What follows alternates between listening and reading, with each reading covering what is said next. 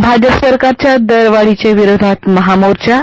काँग्रेसचे माजी मंत्री वरपुडकर यांच्या सर्वपक्षीय मोर्चात परभणी शहरातील जनसागर लोटला.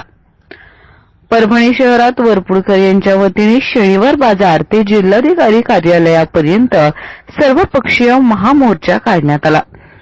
यात रफाल विमान घोटाळा व इंधन दरवाढ आणि केंद्र आणि राज्य सरकारच्या शेतकरी कामगार विरोधी निर्णयांच्या विरोधात जिल्हा काँग्रेसचे अध्यक्ष सुरेश वरपुडकर यांच्या नेतृत्वाखाली परभणीत आज महामोर्चा निघाला.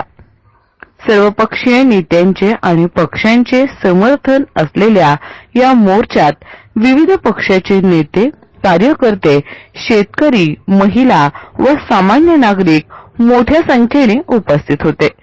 हा महामोर्चा जिल्हाधिकारी कार्यालयावर आल्यानंतर या मोर्चाचे सभेत रूपांतर झाले. यात सर्वपक्षीय नेत्यांनी मार्गदर्शन केले. केंद्र सरकार आणि राज्य सरकारने शेतकरी, कामगार आणि सर्वसामान्य जनतेच्या विरोधात काही निर्णय घेतले असून या दरवाढीमुळे नागरिक त्रस्त झाल्याचे दिसून येत आहे.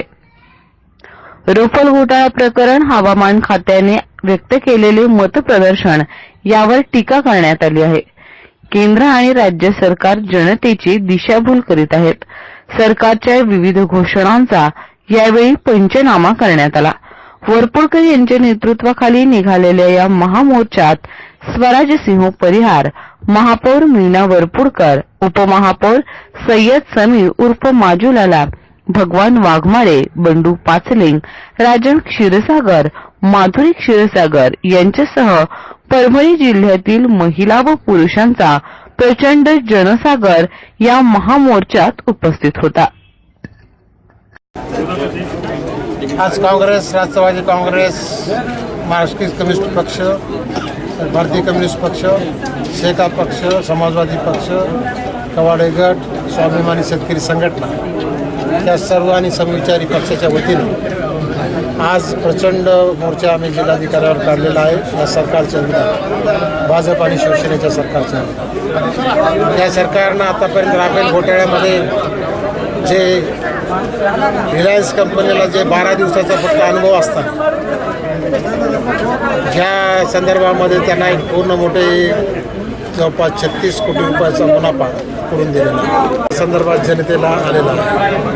आणि म्हणून रॉकेल असेल, डिझेल असेल, गॅस असेल, पेट्रोल असेल, याच्या परभणी जिल्ह्यामध्ये सर्वात महागचं पेट्रोल जर कोणा जिल्ह्यामध्ये असेल तर ते परभणी जिल्ह्यामध्ये. आणि याचा सामान्य लोकांवर, विद्यार्थ्याचं जे ऑटोमध्ये येतं त्याला सुद्धा 200 रुपयाची वाढ या ठिकाणी रिक्षावाल्यांनी सुद्धा केलेली आहे.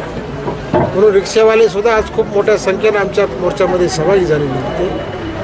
शेतकऱ्याच्या संदर्भामध्ये आज हवामानाचा 102% हवामानाचा अंदाज या शासनाने व्यक्त केला हवामान खात्याचा, परंतु प्रत्यक्षात हा पाऊस पडलेला नाही. ऊसाचं पीक असेल, कापसाचं पीक असेल, तुरीचं पीक असेल, हे पूर्णपणे करपून गेलेलं आहे. आणि हे करपून गेलेल्या पिकाच्या संदर्भामध्ये सुद्धा ताबडतोबीने पंचनामे करून त्यांना नुकसान भरपाई दिली पाहिजे.